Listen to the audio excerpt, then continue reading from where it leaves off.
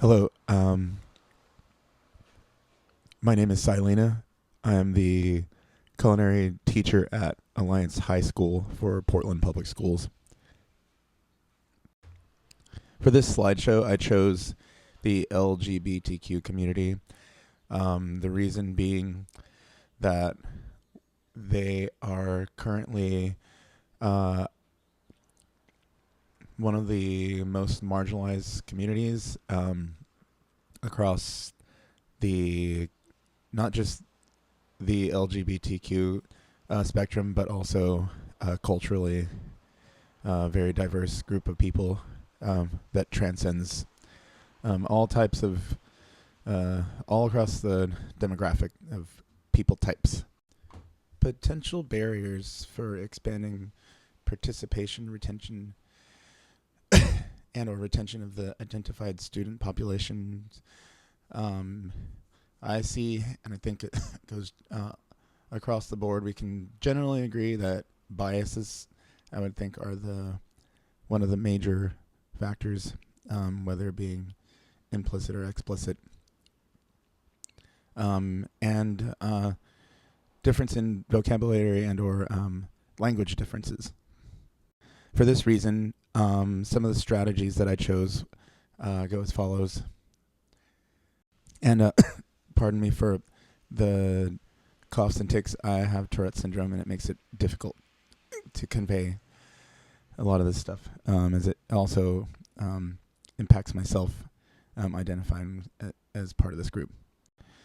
Okay, so number one on my list of strategies would be support staff in place for crisis.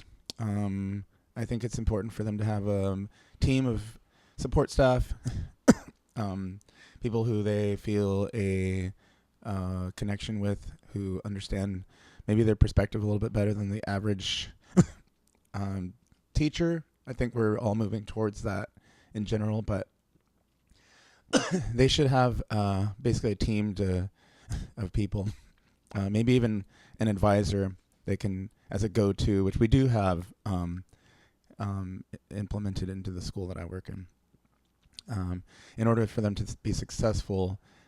I also think that this is something that is recognized, but maybe not. There's not specific funding for this all the way across the board, like maybe in the country or the state. So funding for positions specific to this need might not be available, and the challenge I see here is admin, maybe, and or teachers taking it upon themselves, teachers and staff members delegating responsibilities across the support staff rather than hiring dedicated professionals until it's fully accepted that this is necessary. A secondary strategy, which is also pretty common in cultural events, Cinco de Mayo is one, Black History Month, things like that. LGBTQ inclusive events. It's a great way to open the gap between demographical differences, people from all walks. I think this one kind of speaks for itself when you, I've said this before, but when you put two people in a room, regardless of where they're from, I think we can all find that we have something in common. So this puts people in a place where they have the door open, where they can have a more open communication about who they are with people that other students who they normally might not have access to, or can ask questions about where they come from or who they are. One of the downsides to this, I think, is when inclusive practices are implemented, some people tend to be uncomfortable when they feel like it's being forced on them, and that will go into my next My next and last strategy, which is um, building a culture around affirmative action in the classroom and the building as well. I think creating cultural norms is a healthy practice when introducing different types of people into groups not well acquainted with each other. As a culinary teacher, I feel that food is a universal language and transcends all cultural differences, religion, language barriers, etc. And same kind of downside to this is, I think, maybe not a downside, but let me just not say the downside. I'll say possible upside to the downside is that it does open up doors for it opens up windows of opportunity for students to introduce themselves, and when people get to know each other. As far as supports available at my school, we have the GLS EN,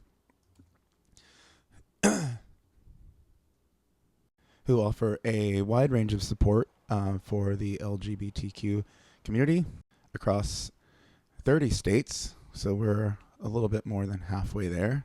They do offer a very extensive range of resources for us teachers and educators, admin, etc., social workers to use in our school and community.